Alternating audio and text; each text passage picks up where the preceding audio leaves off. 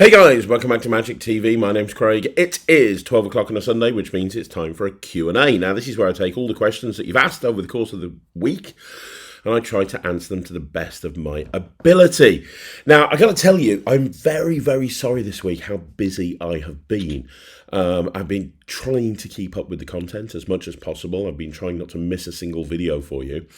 I noticed the FISM video that went up a couple of days ago. A couple of people were moaning about lighting. One person was upset about sound. All I can tell you is I'm trying my absolute best. I'm literally all over the place at the moment. Haven't got a second to breathe. And going into the office, which is a half an hour round trip when I'm working from home. I'm filming a lot of these at the moment at like 2 or 3 o'clock in the morning. So if somebody said I look tired, I am tired. But I do have my own job. Contrary to popular belief, YouTube is not my job. YouTube is I do something to help the community. So I don't want to let you guys down. I don't want to not have the videos up. I have the content, but sometimes I haven't got time to actually do them outside of like midnight, 1 o'clock, 2 o'clock in the morning. So things will get back to normal. But because I've been away in Italy and before that I was away somewhere else and I'm going to Magic Live in about a week's time, I have 1,000 things on and I've got more shows at the moment than ever before that I'm personally doing. So if anybody was upset with the lighting on a couple of videos recently or upset with the sound, I'm sorry. I'm absolutely trying my best. I really am. It's currently 5 o'clock in the morning and I'm leaving to do 3 shows today. But if I don't do the Q&A today, it's not going to get done. So I apologize. I'm trying my best and bear with me. Normal service will be resumed very, very soon. Having said all of that, this is the Q&A. This is where I take all the questions over the course of the week and I try to answer them to the best of my ability. Now, I typically film this on a Tuesday or a Wednesday, maybe a Monday. Today is a Friday. I'm literally cutting it to the wire. But you want to try and get the questions in as soon as possible. Now, if I don't ask your question, leave it down below. I'll get back to it next week. Sometimes people put the questions in too late. Sometimes I miss a video. I miss a question. The other thing that you need to know is you're getting my raw, unfiltered opinions. This is literally what I think. If a question maybe needs a longer answer, I'll get to that for you at some point down the line. I'll create a video specifically about that subject. Finally, I just want to say thank you. Thank you to every single person that's watched any of the content. It's not easy to do YouTube, especially the amount of videos I do, and I do it because of you guys. So I want to say thank you very, very much from the bottom of my heart. I genuinely mean that. But we're going to get into it right now. And without further ado, we're going to start off with this week's Q&A. Okay, so the first question is from Punkala, who says, "Hi Craig, hope you've recovered from your trip." Yes, I have. Thank you very much. I have a comment and a question. One, about begging for applause. You two were talking about slightly different things. There are good ways of begging for applause, namely the exact things that you said, and then there's bad ways to do it. The first time that I saw that, I forgot to applaud as well, is a funny joke that subtly reminds the audience that they can applaud. But, for example, when Kazia Cannon came on stage at Ferrybridge and said, "Hello, oh, I'm sure we can do a little bit better than that, hello," it made me instantly dislike her. That line isn't funny and it's forcing the audience to participate against their will. She regained my sympathy during the balloon routine, but at that point it was too late. Yeah, I understand where you're coming from. I really, really do. And you're right. I can only read into the questions what I kind of read into it. I just know that a lot of people have made that whole, you can't ask for applause at all. And, I don't think it's too much of an issue. I do see what you're talking about that whole kind of pantomime style. I will say something, that style is kind of very conducive to a new stage performer or somebody transitioning from kids shows to maybe sort of adult shows, corporates, that sort of thing. When I first started doing cabaret and illusion shows and I was working for corporate audiences and audiences where there were no kids, I was coming from an environment where I was performing for children an awful lot, and I was doing a lot of kid shows, and my performance was too kiddie. I was doing a lot of things like, "Oh, well, I can't hear you. Oh, come on, you can say loud." I used to do that a lot, and it took me a while to beat it out of me because I was nervous going on stage, and my default was what I did in kid shows, so I kind of just reverted back to that. regarding Cartier, it might be that they do a lot of holiday parks at the moment. And when you've got holiday parks, you do have a lot of kids and you have to appeal for the kids. And that's where the majority of their experience comes from. I don't know. But I do know where you're coming from. Ultimately, at the end of the day, when it comes to magic, there's no right and no wrong. You know, you find your own way and you'll soon realize if something works or it doesn't work. But, yep, I agree with you. Let's move on. Okay, so the next question is, 2 years ago you did a review on Vallarino, which is still my favourite review on this channel. Looking back, has your opinion on the book changed in any way? Did you end up using any sleights or tricks from the book? Yeah, a few things. I couldn't exactly specifically tell you what, but I remember it's a great book. It's a fantastic... You know what? I wish I could spend more time reading. I love reading magic books. It's one of the reasons I like going places on a train. Or in a van when somebody else is driving, because it means that I get to read, and I don't do enough reading. I'm currently reading a couple of magic books for future reviews, and you know, it takes a time, especially if you're going to actually read the book properly, so you know exactly you know, if it's any good or not, and not just pay it lip service. But Vallarino was especially a good book, and I've definitely got things in my act. Maybe I'll revisit it at some point and go back through it. I'm thinking about doing that with the new Joy Hooser books, well, the reprints of the old Joy Hooser books, and kind of doing maybe a 5x5 on the 5 best tricks from, you know, like the 5 best tricks from whatever, you know, 5 best tricks from Moments and Discovery. So maybe I'll do that same thing with Vallarino. But yeah, thanks very much. Okay, so the next question is from Caleb Domingo, who says, "Hi Craig, I'm not sure why, but for whatever reason, my shell from the Nightshade coin set now gets stuck whenever I put it on any of the 3 normal coins. I can still fit it on the split coin, which allows me to do most of the routines I like, but I'm wondering if I can fix it. I think I'm thinking it might have shrunk because I was storing it in a case with pressure on the sides. Has this ever happened to the coins, your coins, and is there a way to fix it?" I've had shells that no longer go on coins, but it's not anything to do with them shrinking in storage. It's more to do with the fact that I've dropped it on the floor and I've dinged it. It's fairly easy to fix this. So if the coin gets stuck inside, it just needs to get expanded a little bit. So what you want to do is you want to get yourself a, and this is the trick that's always worked for me, get yourself a silk handkerchief. Now, not a magician silk handkerchief, the ones that are partially see-through. And what you want to do is you want to fold it over like maybe 3 or 4 times. And then on one side of it, you want to put the coin. And then on the other side of it, you want to put the shell over the coin with that layered handkerchief on top. And it's going to be a tight fit, but if you push down, it'll actually push the shell on. Now, what's happening there is you're creating extra layer inside the coin and the shell. So what's happening is the silk is pushing the shell outwards slightly. Now, I tend to just leave that now for 48 hours. I don't like to, you know, I don't want to be in a situation where it's not work. So I kind of leave it for maybe a day or two. And I just leave it there. And what's happening is the shell is expanding. Now, the reason you want to use a silk handkerchief, the first time I tried this, I used a napkin, paper napkin, and it didn't work. And I was even more in trouble. Because the problem is you need to get the shell back out again, and it's not going to come out. So by having the handkerchief in place, you can pull the handkerchief, and that's going to force the shell off. And then what you'll find is that the shell will now fit over there again normally. Now, if it doesn't, do it again. But add an extra layer. Okay, and before you know it, you should find that the shell and the coins are perfectly normal. Let me know if that's worked. If not, we can talk about other techniques. Okay, so Steve Zip 5025 says, "Hi Craig, I'd love to see a video regarding your tattoos and the tricks you do with them. Thanks for all you do, Craig." Yeah, a few people have said that, so I'm going to do a video on it. I'm going to do a video breaking down what every single trick is. I would say when I do a close-up job, 25% of the routines that I do involve the tattoos in some capacity. It's kind of become my thing. And as I said, every single tattoo has been built to do a trick. So you could literally do an entire set with tattoos on your arm. I tend to leave it to just 1 per set, but technically you could do if you wanted to. But yeah, I will do that video. I'll break it down for you, and maybe it will give you some inspiration.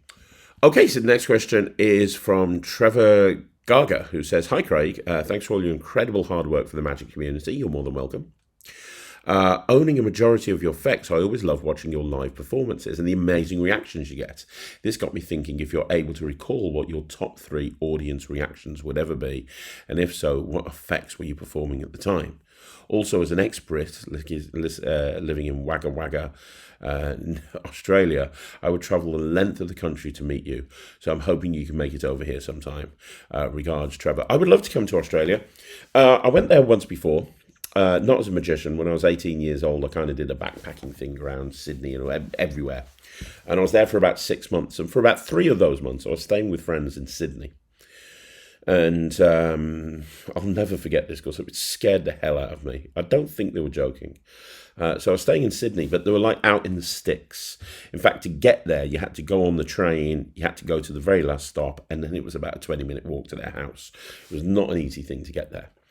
And they used to say, when we were walking there first, when they picked me up from the airport, and we were walking up to their house, they caught the train, and then we walked up there. They said, now you want to be very careful walking. I was walking down the sidewalk, the pavement, and they said, now you want to be very careful not walking on the pavement at night because there were all these overhanging trees. And I was like, why not?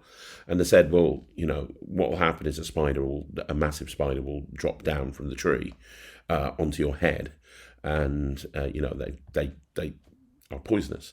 Now, I don't know whether they were telling the truth or lying, but I was literally shitting myself the entire time I was walking back. I'd be walking down the middle of the road. I would rather get run over than get spidered to death. So, the one problem with Australia is there's many, many things there that will kill you. But other than that, Australia's a great place. I'd definitely go back and do a tour. I'd love to do a tour. I really would. In terms of my top 3 audience reactions, I can't remember. I've done millions of shows, absolutely millions of shows. I'd say the top one, and it's not the most excited reaction I've ever had, but the top one would have to be lecturing at the Magic Circle. So the second time, so about when I came back to the community. I think it was probably about 23, maybe 22, something like that. I can't remember. But I lectured at the Magic Circle. And at the end of the lecture, I got a standing ovation. Now, that rarely happens at the Magic Circle. They don't just stand up for anybody. It's a very rare situation to get a standing ovation. I got a standing ovation at the end of that lecture. I was very, very, very happy. That is a memory that will stay with me forever. The second one, these are in no particular order, but, I'd say it was the first time that I did. So I spent about 3 years doing holiday parks, maybe a bit longer. And if anybody here has ever worked holiday parks, they'll tell you it's one of the hardest things to do and understand and learn. Just because holiday parks are a difficult thing to do right. They don't come looking for a show. They come, they've paid to go to this holiday park and they've paid for it and entertainment's included. So they kind of walk in and they go, right, impress me then. And they will happily walk out if they don't like the entertainment. And it took me a long while to actually figure out a holiday park audience. And the first time that I went to a holiday park and I got a standing ovation, I remember walking backstage with Russell and Anna, and just who we were doing the show with at the time, and just so emotional because we'd finally cracked it. That was a big turning point for my illusion show, and for me as a performer, to be perfectly honest. And I'd say the third time, you know what? I think that the reactions that I got for Magic Button, if you look at the Magic Button trailer, and you look at the reactions, they're hard to beat.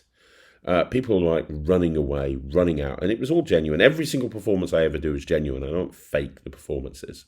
But that reaction was hard to beat. I remember Dalton Wayne, who's one of the best videographers. He does all of the trailers and all of the editing for Penguin Magic, and I remember him filming that and turning around to me and saying, you know what, if we stuck a Netflix logo on there, we've got a Netflix show. That was insane. Yeah, so I'd probably say that as well. So yeah, I'd probably say the Magic Button, lecturing at the Magic Circle, and the first time I got a standing ovation as a holiday park illusion act, which I think was Treco Bay. If you've ever been to Treco Bay, it's a massive holiday park, big stage, lots of people, very difficult to get people invested. And I was very excited when that actually happened. So great question, and thanks for asking it. Okay, so Reiner's World says, "Hi Craig, hope you've enjoyed FISM. Yeah, I was curious whether you know anything about what's going on with Magic by Gosh. In the past, they used to make all of the sponge material, but seems that supply is getting less and less. Do you have any information about why this is? Also, it'd be great if you could come to the Netherlands at some point." I would love to come to the Netherlands. Regarding Magic by Gosh, I'm really not too sure. I think... I don't know, really, to be honest. I think there's a lot of other companies that have stepped up with the spongy material. Like, you look at all of the sponge balls that Austin bought out. Austin Murphy and his balls. He's bought out so much material. Likewise, you have Penguin. They've just bought out a whole bunch of balls.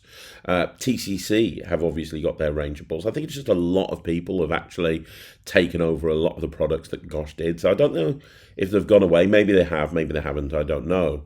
But what I do know is a lot of other people have stepped into that space and have started creating magic in that space.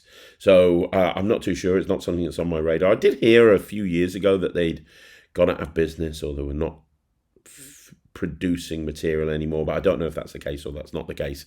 That's completely speculation and conjecture.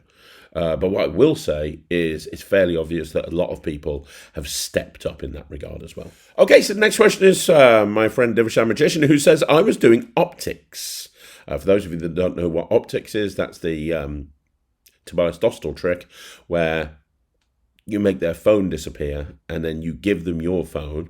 You give them your phone, you take their phone, you make the phone disappear, and then they realize they're holding their phone. And they've been recording it on their phone. So now we've updated people. Let's read this. "I was doing Optix and someone told me they realized they were holding onto their phone. The reason for this was because they saw their picture in the bottom corner of the camera.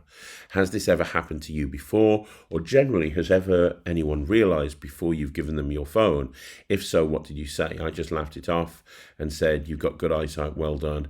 See if you can catch this phone vanish." I've never had that. I'll be honest with you.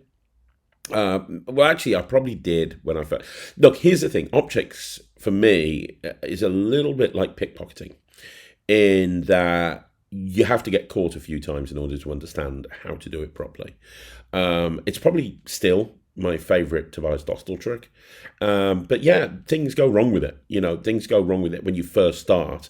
You don't get the timing right. You don't get the scripting right. You don't get the beats right that you need in order to make that routine work as well as it can work. And if you are in a situation where it doesn't work that well, you are going to have that. Now, I haven't had that for years, and I don't know. I think you were just unlucky there, to be honest, because most people are focused on the camera, not on little images or anything like that. So I think that's like a 1 in a million shot. I think you were just very unlucky. I don't think there's any advice I can give you other than don't give up on it. It is one of the strongest effects in magic, and things like this can happen, but it's totally not something that happens all of the time. But it sounds like you've been doing Optix for a while. It sounds like you know what you're doing with it. So you've gone through the phase of having to learn it and maybe get it wrong a few times to get the scripting right. But maybe during the moment that they're looking into their phone, you tell them to focus on the phone that's in your hands. If you put the focus there, that's the best thing. I mean, the other thing you could do if you're worried about it is you could tell them to film it with the phone, but watch right here. I don't know, something like that. But yeah, don't worry about it. That doesn't happen all the time. Okay, so we got another one from Divishan Magician who says, "I was doing the big trick for the CEO of the company, and a random man was watching. I put the CEO's card back in the deck and gave it to the other man to shuffle whilst I was talking to the CEO. I was busy talking and looking at that CEO, and I didn't notice the other man had taken the chosen card out and put it in their pocket to ruin the effect. So when he gave me the cards back, I spent a long time looking like a fool to find the chosen card and ended up not finding it, of course, because it was in his pocket. I've learnt my lesson now to watch the person while they're shuffling, but have you ever had someone do that? And if so, what did you say when they pulled it out their pocket and laughed?" I haven't had that ever, because I realised from a very early time on in this industry that if somebody's given a prop, you need to keep an eye on that prop the entire time. I've had people try to do stuff. I've had people try to pickpocket me and put stuff in their pockets, and you give somebody 4 coins to examine and one of them's gone, and when you take it back and they go, oh, it's magic, and they pull it out of their pocket and stuff like that. A lot of the time it's just to humor them, turn it into a funny moment, and I'll give you an example of that in a second. But turn it into a funny moment is the best thing that I would say about that. I remember my ex-business partner Russell Leeds doing a cards across routine where he has to put 3 cards into he basically, one spectator has 10 cards, one spectator has 10 cards, and they're sealing them in the envelope. But while they're sealing them in the envelope, he's doing something with the other spectator. And I remember one spectator taking like all of the cards and putting them in his pocket and sealing up the envelope while Russell was focused on the other person. Nobody ever noticed. Russell didn't notice, and so it kind of killed the end of the cards across routine, which can happen. And I saw him do that, and I'm like, oh my god, I better make sure that I watch everybody at every second. And that's what I do. I try to, if I'm doing a routine, whether it's on stage or close up, and you've got that. I make sure I'm watching everything. Now, if I see somebody put something in my pocket, I might not necessarily say, I might actually just pretend like I don't know, and then say, hey, I'm going to make the card disappear and appear in your pocket. Reach in, take it out. Oh my God, it's a miracle, stuff like that. But jazzing with it is very important. But one thing that I saw somebody do, and I can't remember who it is. I think it was Nemid Phoenix. It might not be. But one thing I've seen somebody do, which was really good, I'm pretty sure it was Nemid. He had a notepad, a pocket notepad. On each page, he had cliched things that happen because of lay people. It's like saying, can you make my wife disappear? Saying, can you saw a woman in half? Oh, can you saw my wife in half? Saying, can you make the bill disappear? Sneaking the card in the pocket instead of giving it back to the magician. So you put all of this stuff there. And when you get to the point where, let's say this happened to you, right? Where you snuck the card in the pocket and you didn't notice, and the same things happen to you where you're going through the deck and you kind of feel like you're looking a bit of an idiot, and then you go, ha ha ha, it's in my pocket. You go, oh, that's so funny. No one's ever tried that before. Sorry, just 1 minute. Oh, that's so good. And you keep talking about how that's so funny. You must be the class clown, right? You're great. And you're just opening up this pad. You're opening it to the right page. And underneath the thing, there's loads of like tally charts, like you've had it a million times. And you just take out a pen and you add another dash and you go, yeah, well done. Chuckles, you're so original. And that, when I saw the person do that did that, it literally brought the house down. The guy thought he was being a joker.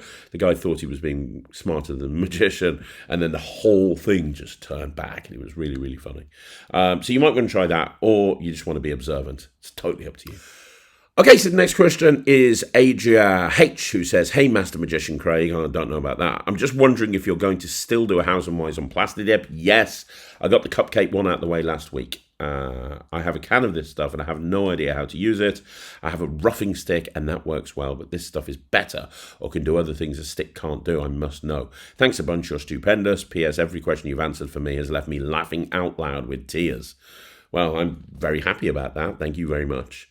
In terms of the Plastidip, yeah, I am doing it. I've just finished the cupcake thing. The cupcake thing that everybody was asking for went up last week, although now everyone's asking for one of Cupcake and Bag Reborn, so that's also on the list. But yeah, the Plastidip one I can do fairly easily, and I'll probably do the difference between Plastidip and roughing spray, because a lot of people don't know the difference.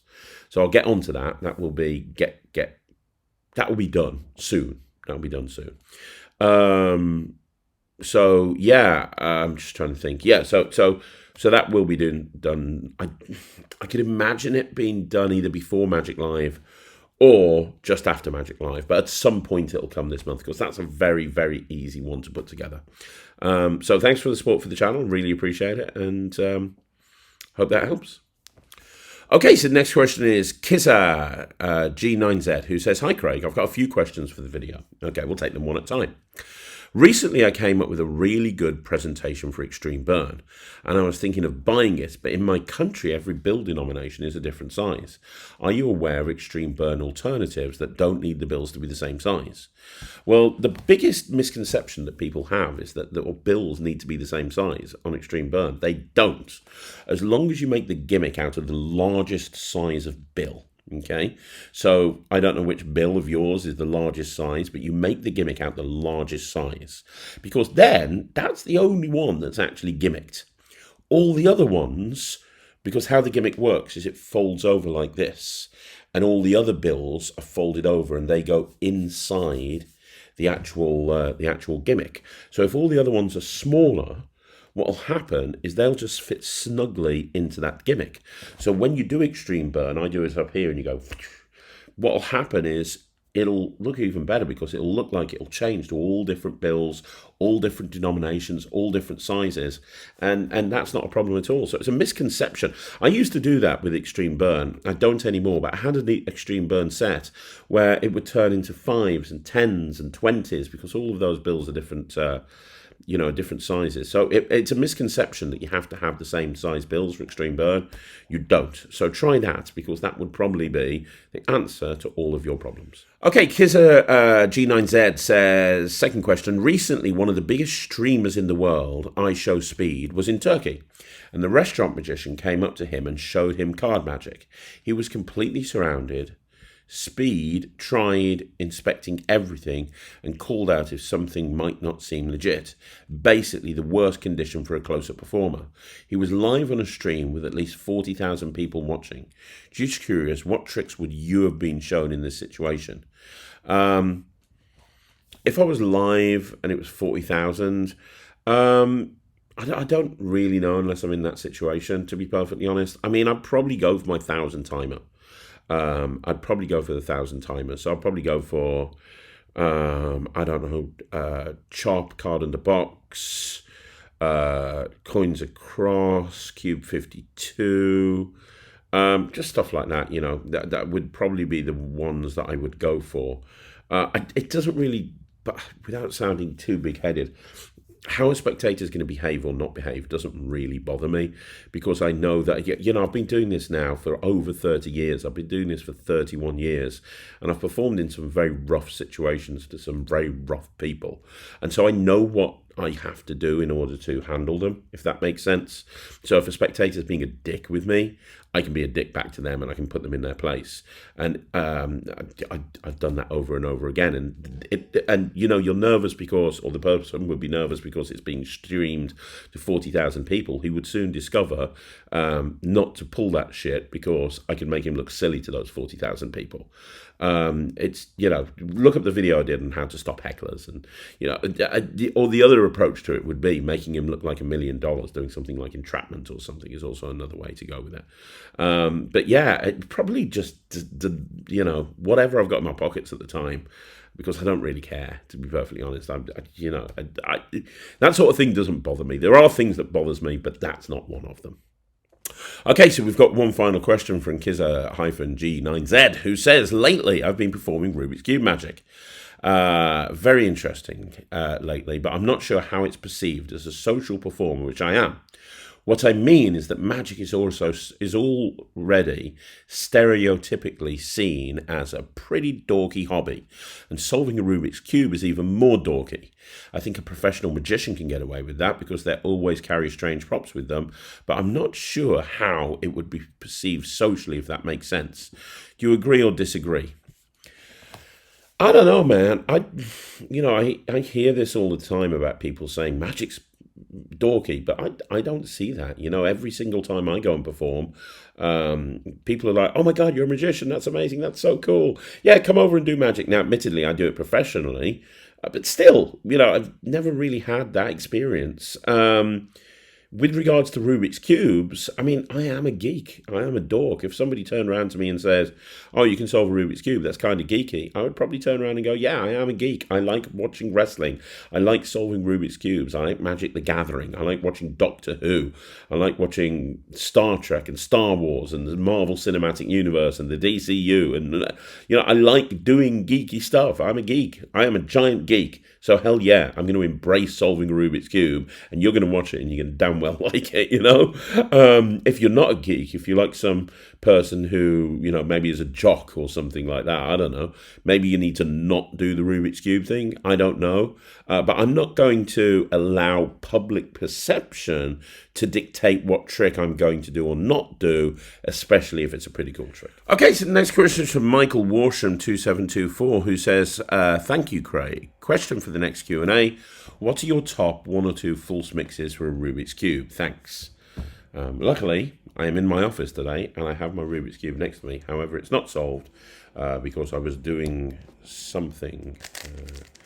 I've got a Rubik's Cube project I'm working on for somebody, and I was messing around last night for a couple of hours with cube stuff, which is always fun. And this is where I really wish I had Ryland, in all honesty, because he is so much better at this than me. But, you know, hey-ho, let's just solve the cube. Wish I could do this quicker, but I can't, even though I can do F2L. I used to be a lot quicker, but I just can't be arsed these days. There we go, almost done. Oh, that's weird. Okay, almost done.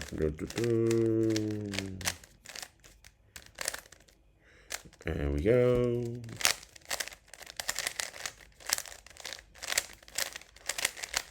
There we go.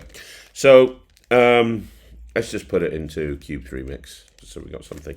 So if you know Cube 3, and if you don't, you should get Cube 3, or I go through it on Cube 52. But my favorite false mix, honestly, is just to give the Cube 3 mix, which is obviously based on the Taka Mizusui mix, 3 times or 2 times, and then take it out 2 times. But I kind of vary the speed of doing it, so it kind of looks like this. So I say, right, guys, you've probably seen something like this before. This is a Rubik's Cube. You must have seen one of these, right? Now, the thing with the Rubik's Cube is there are lots of combinations. Like, the amount of combinations that you get in this thing is ridiculous. There's more combinations with the Rubik's Cube than there are known atoms in the universe, which makes this, what you're about to see, very, very strange. You see, what I'm going to do is I'm going to take this, and I think I've actually messed this up. I have. How have I done that? Dear me. See, this is what happens when you try to do hardcore cube magic. Hardcore cube magic. It's not exactly a hardcore cube, or am I? But this is when you. This is what went wrong. Was I not paying attention? I've never had that. That's never happened to me before. Ever. That's weird. Let me just get back into. Let me just solve this. What is going on there? That is just bizarre. That's the first time that's happened again.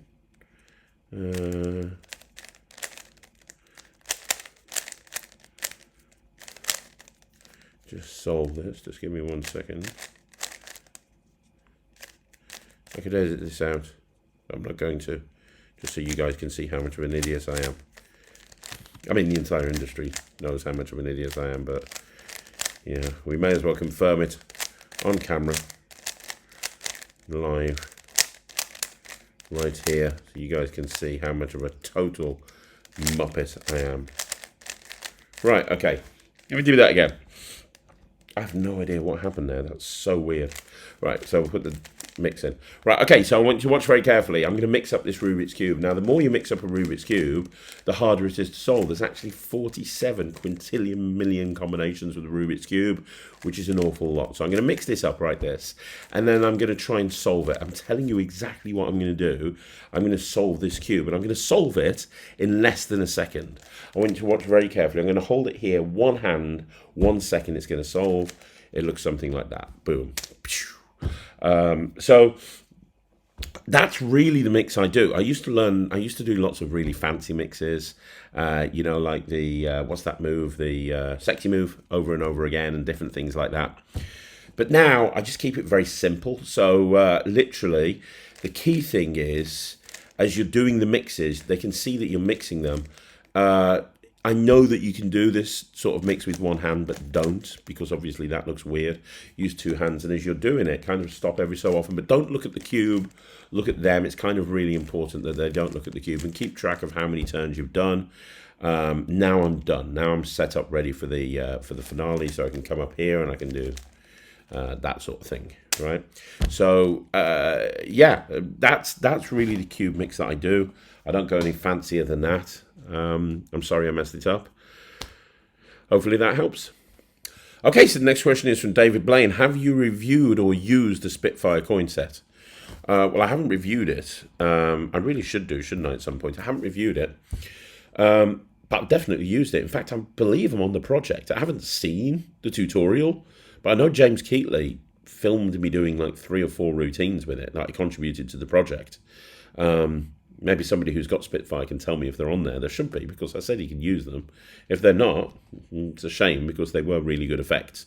But yeah, it's a great coin set. Really, really good coin set. I'd highly recommend it to anyone.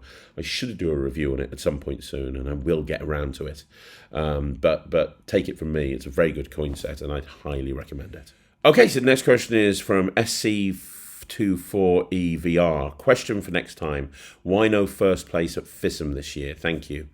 Well, there is first places. I mean, not all of the categories have a first place, but there is a world champion of close-up. There is a world champion in most of the categories, and there is a Grand Prix champion. Basically, to keep it very succinct, because FISM can be confusing, in all of the different categories, obviously you've got acts that compete against each other. And what happens is you have to have a certain amount of points. Even if you've beaten all the other competitors, it don't necessarily mean that you're first. I think everyone's marked out of 100, and don't quote me on this, but I think it's 80 plus that you need to achieve in order to get a first place. So, for example, in the illusion category this year, there was no first place. There was a second place and a third place. There was no first place. The illusion act that beat all the other illusion acts came second, and that's because they got less than 80. I can't remember what they got. Doesn't really matter. But because they got less than that point that FISM says you need to be at this point to be first place, even though they were ahead of everyone else, they were technically only second. That happened in card magic this year as well, in micro magic. Micro magic is like close-up magic, and there's a specific card magic category. Nobody achieved the necessary amount of votes that they needed in order to get a first place. And this, the person who beat everyone else is second. Now, that can work with other positions as well. So if you look at the mentalism category, Mind to Mind got first. There was no third place. There was no second place. The next one that came after Mind to Mind, they didn't get the amount of points they needed to be second, so they became third. But then what happens is after... So there's various different world champions of mentalism and so on and so forth, but some categories don't get first place. But then all the first place winners in the Grand Prix competing against each other for the Grand Prix title, which I believe was the Italian Manipulator on stage and the Button Act. Is it? I can't remember the guy's name. I don't want to butcher it. The Button Act in close-up. So that's basically why there's not first place in every category. You need to have a certain amount of points to get a first place to become a world champion, even if you technically beat all the other acts. Okay, so the next question is from Archie Cox Magic. Hey Archie, hope you're well. Let's have a look here. Number one, hi Craig. Number one, I've started learning the glide and I found it easier in my dominant hand, even though it's technically supposed to be done in your non-dominant hand. Does it matter if you do it in your dominant hand, or will it be problematic in some scenarios? It doesn't really matter at all, to be perfectly honest. It's whatever hand you feel most comfortable in. So, for example, Thea, if you ever watch Thea's right-handed. Ryland is left-handed. Ryland taught Thea how to vanish a sponge ball.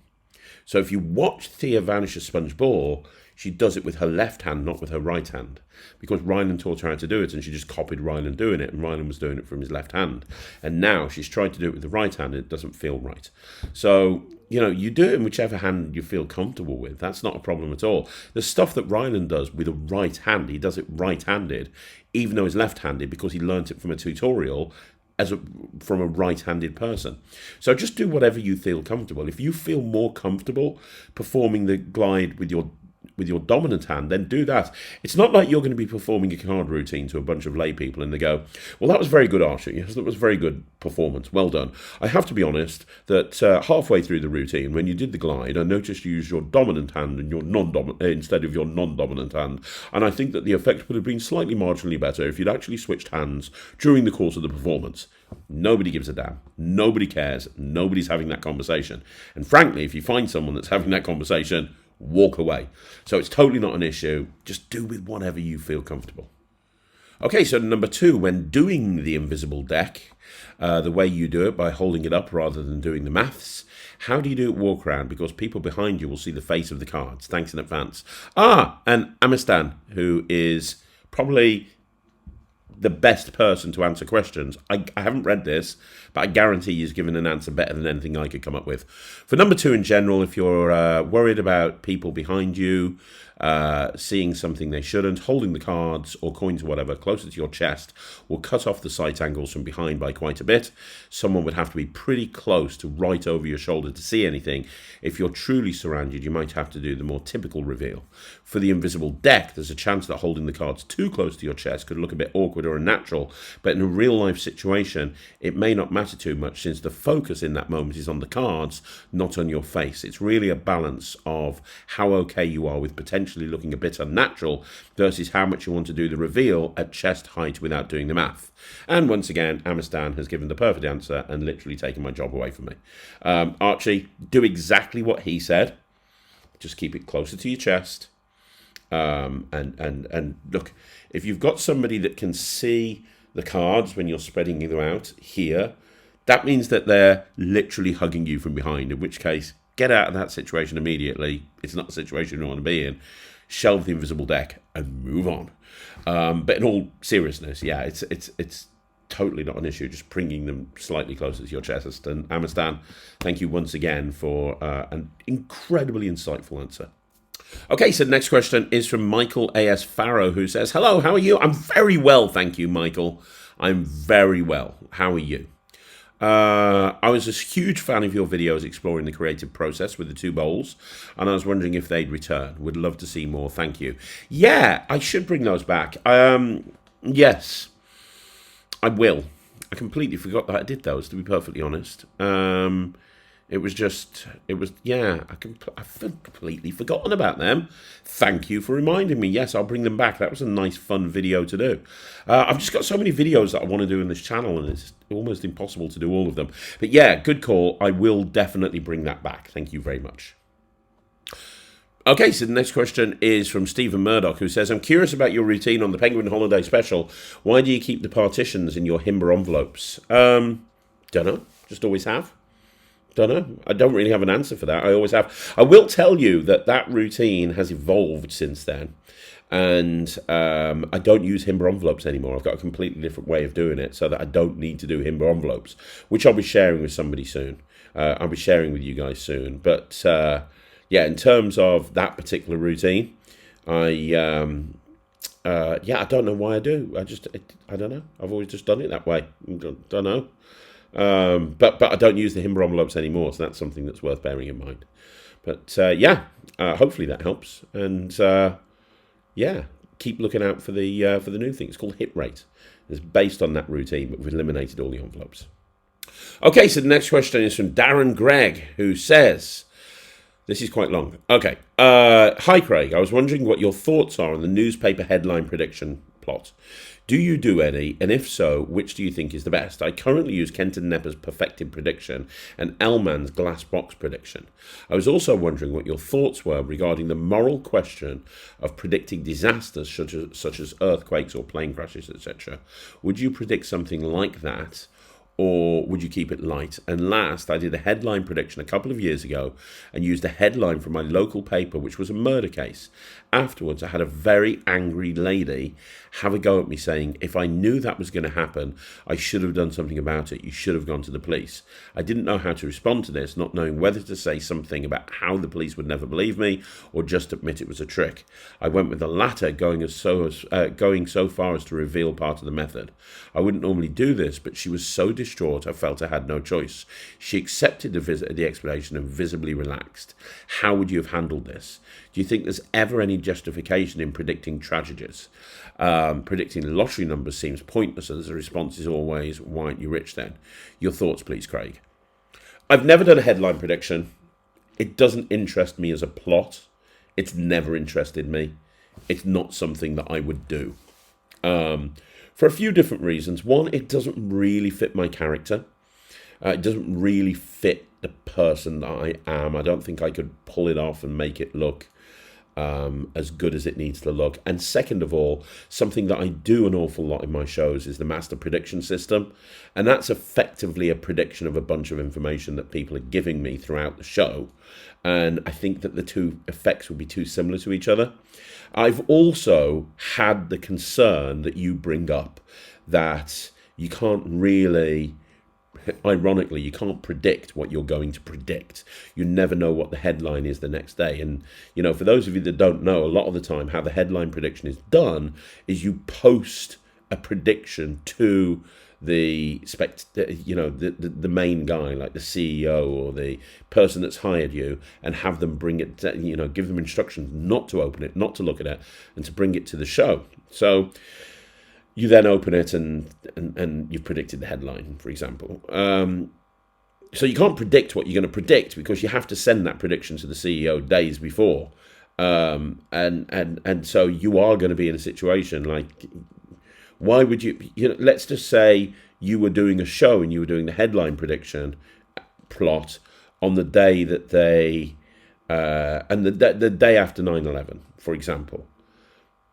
Well, you wouldn't predict something else. You wouldn't predict, there'd be nothing else in the newspaper to predict other than that. That would take up the whole thing. So, and it's the same over here. Ozzy Osbourne has just passed away. Every newspaper, that's all it is. You wouldn't really want to predict that either. It's just a kind of flawed thing. What I do, and that's why it's difficult for me to imagine what to do in the situation you described, because I would never put myself into that position. That's one of the reasons I don't do the headline prediction. But I'd probably approach it the same way as you. If she was visibly distraught, I'd probably just say, look, it's a trick. Let me kind of go through the basics of how this works. Please, please, please don't worry. But there's another reason why I would never do a headline prediction. If I was, as I say, for me, the master prediction system is a much better thing because you're predicting stuff that's actually taking place there and then. But it's you obviously like it, and that's cool. You can't like everything. I'm not a mentalist. I'm a magician that does a little bit of mental magic here and there.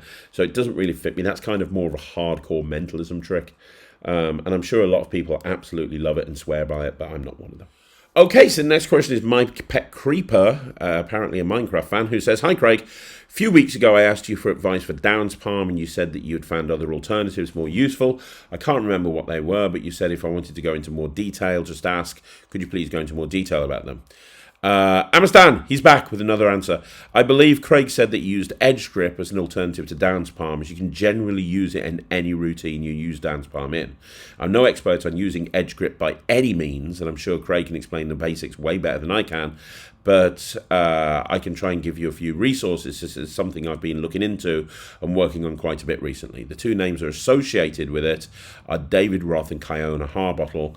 For David Roth, you can look into Expert Coin Magic in the DVD download set Expert Coin Magic Made Easy, specifically the Hanging Coins routine. For Kiona Harbottle, his book Coins on Edge and his download Misbehaving are great resources for learning Edge Grip.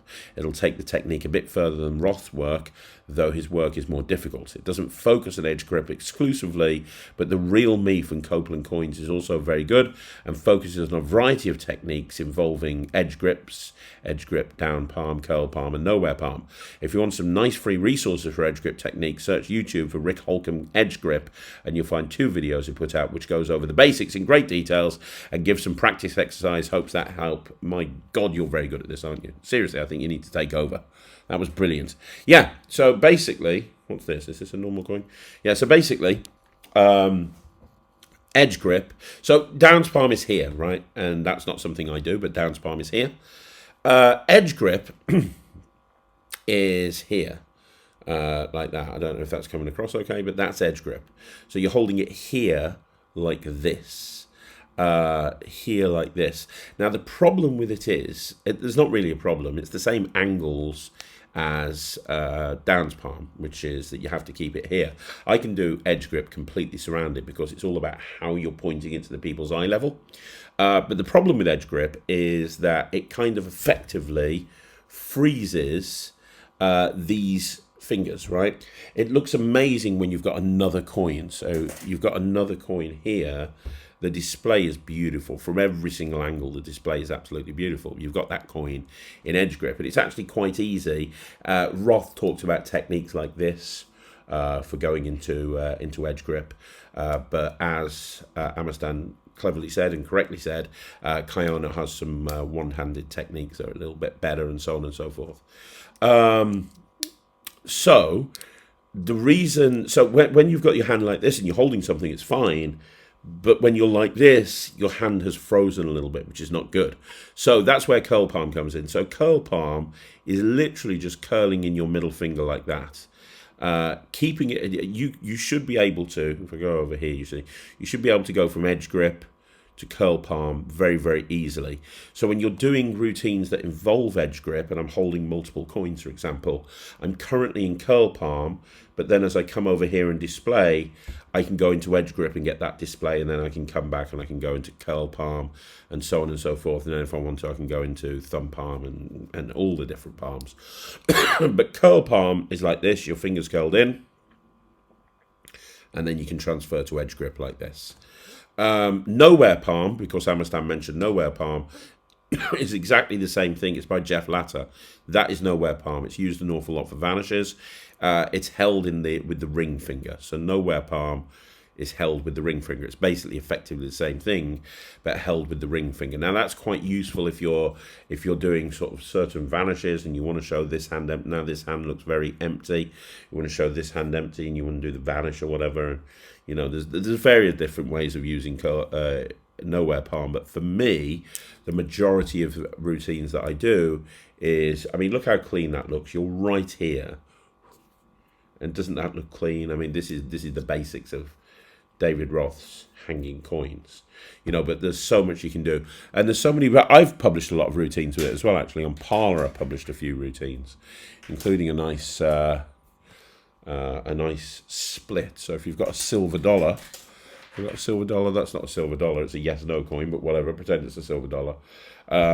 You know, you can display that silver dollar very, very nicely, and then just come over and split it into 2 half dollars, which is a routine called Splitting the Atom, which I put out many, many, many years ago. And it's like a multi-phase thing where you're going from, you know, whatever, you know, doing that sort of thing. Yeah. So. Use the resources that Amastan told you about, but that's a little brief introduction. I genuinely think that edge grip and curl palm are the best grips that you can use when doing that style of magic. Okay, so the next question is from Munching Snorlax05. It says, greetings from Singapore, Craig. Have you been to Singapore? No, I'd always like to go. I definitely want to go. Get me a lecture over there, Munching. Amazing content as always. Thanks very much for your contributions. You're more than welcome. My question is, I recently picked up Celebrity Prestige and inspired by one of your celebrity prediction routines from the Visible Project. I wanted to ask, what were some of the other ways that you would use Celebrity Prestige? I was thinking of using it as a part of a conflab routine, but I'm stuck in the routining. Would be a pleasure to hear your thoughts on this. Thanks a lot. Well, if you're doing a confabulation, which is what you're talking about here, and you want to use celebrity, for those people that don't know, what Celebrity Prestige is. It's a book, effectively. It looks like a book of information about celebrities, but it's gimmicked in a Svengali type way, so that you can literally have them name any page or have them stop on any page, and they're going to go to a force page every time. But what's really cool is you can show the page before, the page after. It marries up with the page numbers. It's all really very clever. But effectively, it forces a celebrity.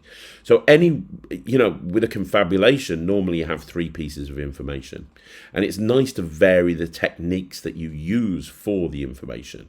You could just use 3 forces, and you could try and make them different forces. But you want to try and make it so that it sounds, you want to make it, you don't just want to have 3 random pieces of information for no reason. You can have a blind date plot, for example.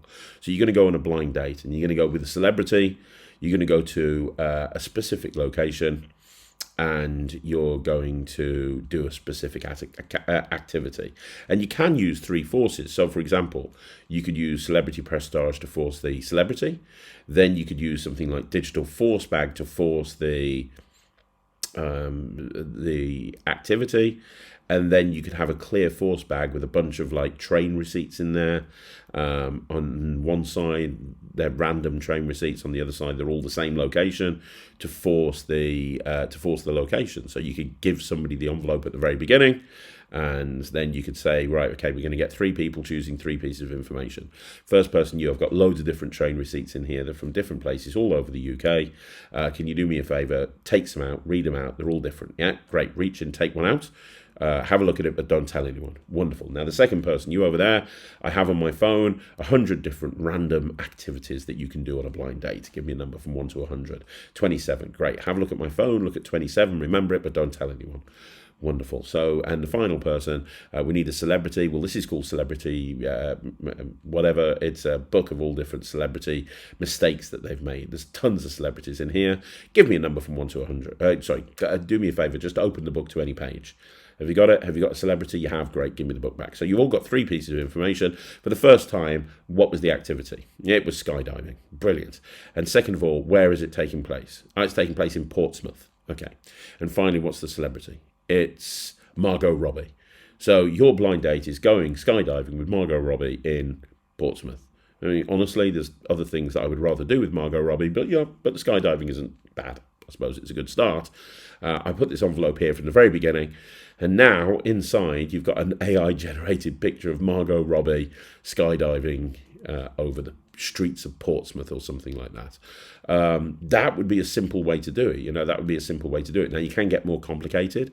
You look at stuff like No Brainer by Bill Abbott, which I use in shows quite a lot, and that uses a combination of clever forces as well as secretly inputting information.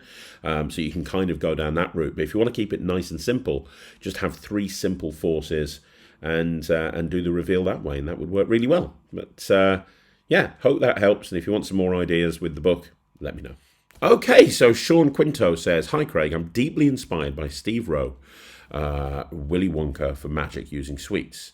I myself am a sweet tooth, kind of structuring an act for parlour or stage with mostly sweet tricks. Do you have any suggestions on what to do or tricks to use? And do you think it's suitable for all ages or corporates?" Routines with sweets, it's how you deliver it. It's not really the content, right? So if you're doing tricks with sweets and you make it more kiddie, well, really it's for a kid's show. But if you do tricks with sweets and you're doing it in a different way, you're presenting it in a different way, absolutely it can work corporate.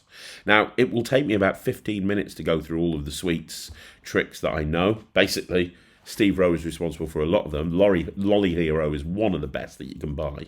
But I think this would be a great 5x5. So what I'll do is I'll do a 5x5 soon, a special 5x5 on routines with sweets that you can do. By the way, while you're waiting for that, look up Steve Rowe's new trick with Alakazam. It's like number 54 or something, or number 46. I can't remember exactly.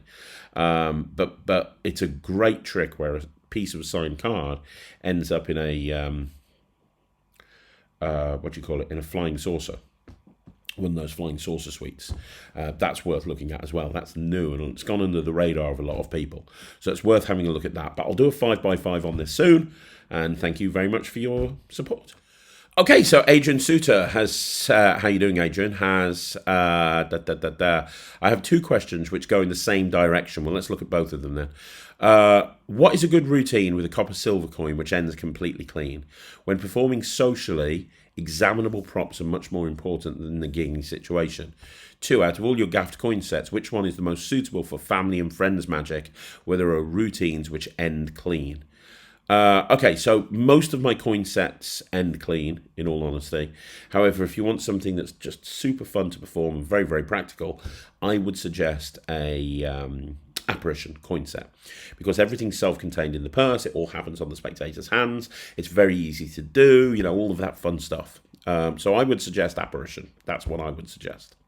And you can be clean at any point you want to, because of how easy it is to steal the shell away, if that kind of makes sense.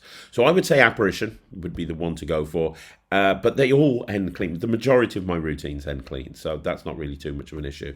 The other part of the question is copper silver. So my favourite copper silver routine, which ends clean, is called the purple and green coin routine. It's one that I created. It's on the Netrix. I then put a variation of that on Level Up with Penguin Magic. Of course, Level Up is effectively a copper silver coin, but with Nintendo Switch cartridges. So a lot of the stuff that I do with copper silver coins found its way onto Level Up, if that kind of makes sense. And that particular routine, the purple and green coin routine, which you can get on the Netrix, is also kind of the basis of the Level Up main routine, which I perform an awful lot. Yeah, I mean, I could do a 5x5 on copper silver coin routines and put a focus on it, including routines where they end clean. That's not a problem at all. You might also want to have a look at David Roth's copper silver routine. So David Roth's got a copper silver routine with a copper silver coin and a copper coin and a silver coin. Now he uses the palm to palm change, which is a difficult change to do. I use the palm to palm change as well. However, if you don't do the palm to palm change, you can substitute like a one-handed change, like a going into thumb palm, dropping the finger palm, dropping down into finger palm. Michael Rubenstein's thing where he slots the finger palmed coin behind the other finger palm coin. Anything like that would work. But that's a really smart routine that's very, very easy to do as well.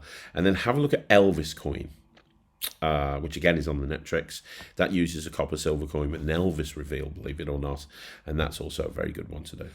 Ian Walton says, I'm so sorry for instigating Labubu Gate. Please, peace and love to all your family. Just a quick message to say thank you for sharing your thoughts and ideas with Cupcake 2. You're the best. You're more than welcome. I really enjoyed putting it together. For everyone that's asked, I am going to be doing the one with the Bag Reborn as well. But for now, you're more than welcome. And if you mention Labubu again in my channel, I will block you. Among the Spirits says, hi Craig, how are you? I hope your trip to Italy went well. Yeah, it's ups and downs. Some of my friends met you and asked you to record a video shout out for me. I'm the Alessandro that they mentioned. I just wanted to thank you for your kindness and say once again, thanks for your products. They're awesome. You're more than welcome, Alessandro. I'm so sorry that you weren't at FISM, and it was great filming that message for you. And I hope to meet you at some point in the future. I'm always around at various different conventions. So if you bump into me, come and say hi. Andy Cooper says, I love a quiet Sunday lunchtime sit down with the Q&A and a cup of tea. So really appreciate putting this together despite your busy schedule. Thanks, Craig. You're more than welcome, Andy. I do the Q&A on a Sunday for that reason. I know it's a longer video. It takes longer to watch, but people tend to have more time on a Sunday. That's the thought process behind it anyway. But thank you. I really appreciate that. Go guys, that's another video in the bag. Thank you once again for joining me right here on Magic TV. We've got a video going up this evening. It's a review show special. Don't forget, you want to see more videos like this, like the video, subscribe to the channel, leave a comment down below. Don't forget to get your questions in. And finally, and most importantly, if you haven't already done so, please join the Netrix. It's my online streaming platform for magicians, and you can access it by going to thenetrix.com. If you're a member, thank you. If you're not a member, hopefully I'll see you on the Netrix at some point. Until then, thank you for joining me. I'll see you again soon. I've got to go off to a gig. See you soon. My name's Craig from Magic TV.